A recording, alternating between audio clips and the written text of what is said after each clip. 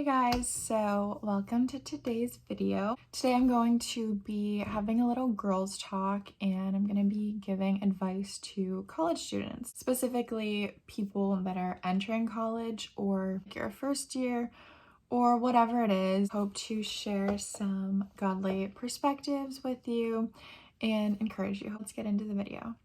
So college, I'm sure you're incredibly excited to start the next chapter of your life and to meet a bunch of new friends, start studying whatever you're studying.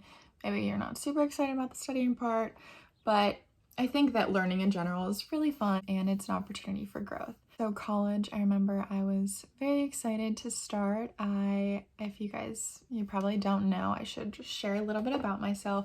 So I'm currently a third year right now. In the fall, I'll be starting my fourth year, so technically a senior. That's what I'll be, but I'm in a 5-year physician assistant program.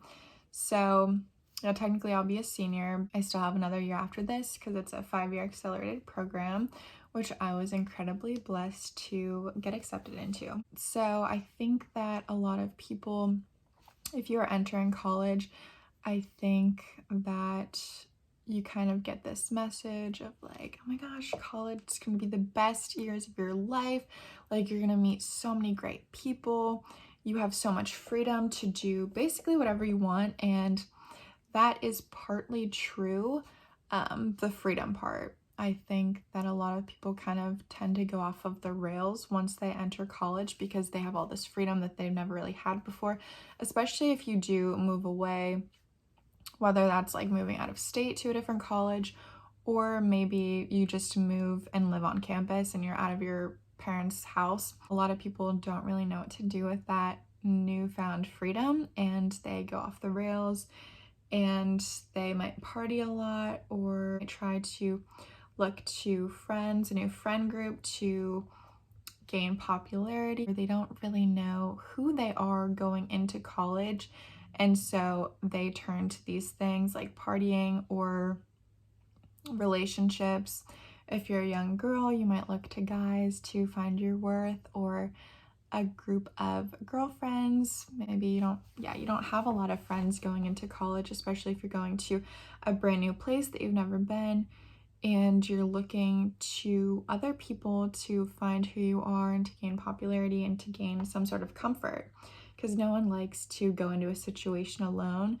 But in college, I've found a lot of people, they don't really know who they are going into college, so they get a group of friends and then they kind of become exactly like that group of friends, and that group of friends isn't necessarily the best for them.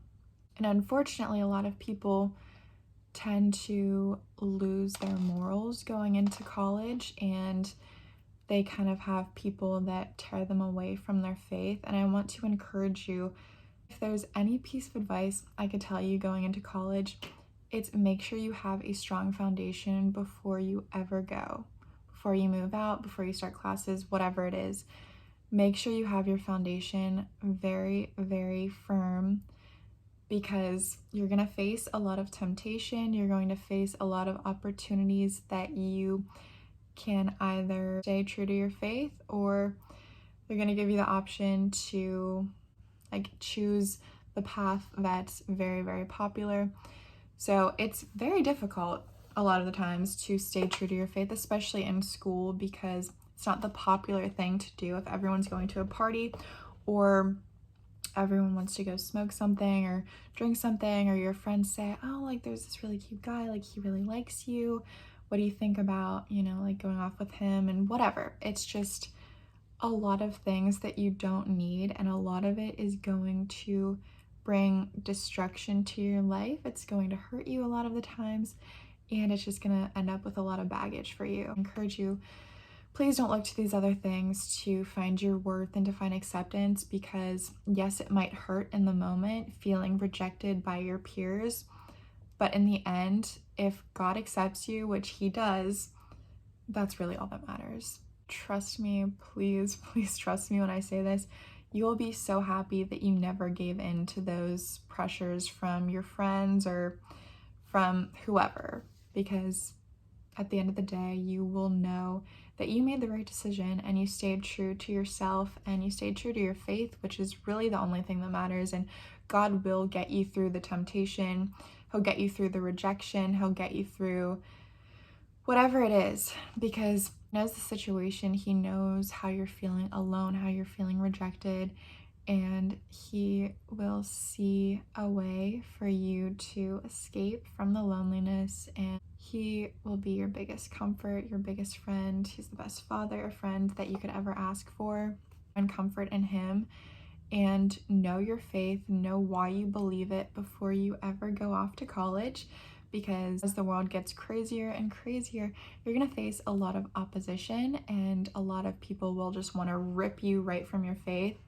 And my advice to you is don't let them. Prove them wrong.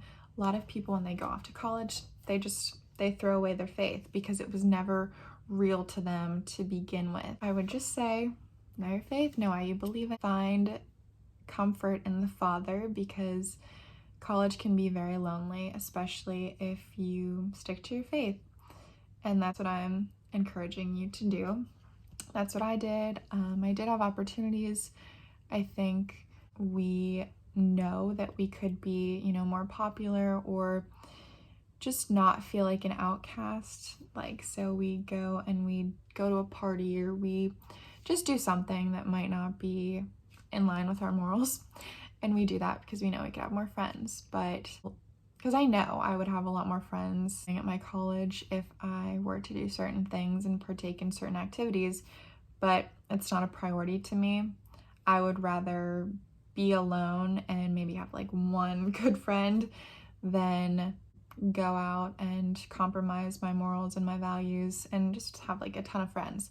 Yeah, it'd be great to have more friends, but I don't really need it. I don't really care to, especially if it's gonna make me compromise my values. I know I would just feel like crap after. I'm not gonna feel good about that. I'm not gonna respect myself as a person if I compromise on things. And I know I would be hurting the Lord too, and be hurting my relationship with Him, and also be hurting my reputation and my testimony to other people, because they'd be like, oh, you think you're so great, you're a Christian, you're a godly woman, but you're here doing the same thing that all of us unbelievers are doing. So that doesn't really help your testimony. In fact, it just makes people judge you more and judge Christianity as a whole even more. So it's not worth it.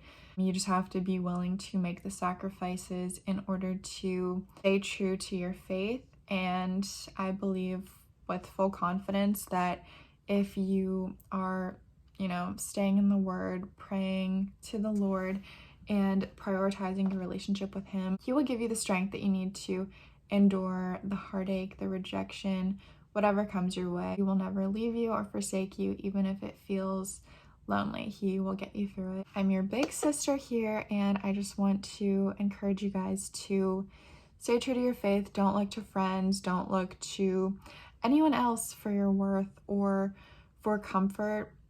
And be very, very firm about your morals, your beliefs, your faith, all of it before you even enter into that next season of your life. Because once you're there, you're going to be pulled in all these different directions. And if you don't have a strong foundation to start with, it's going to crumble. That is the end of the video. I hope that it was an encouragement to you. And if anyone has any suggestions for any other topics to talk about, please just leave them in the comment section below. So before I end the video, I just want to leave a little message with you. If you take anything from this video, just know that you are seen, you are loved, and you are so, so cared for by the one that created you. Bye.